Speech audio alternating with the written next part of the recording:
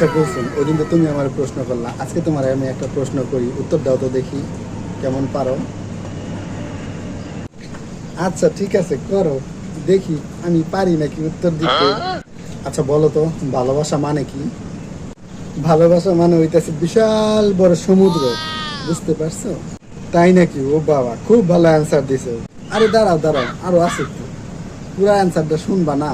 বলো বলো, আজকে তোমার সব অ্যান্সার আমি শুনবো, বলো। এই বিশাল সমুদ্রের মধ্যে যে ডুইবা যায় সে হইতেছিল আশিক, তাই নাকি?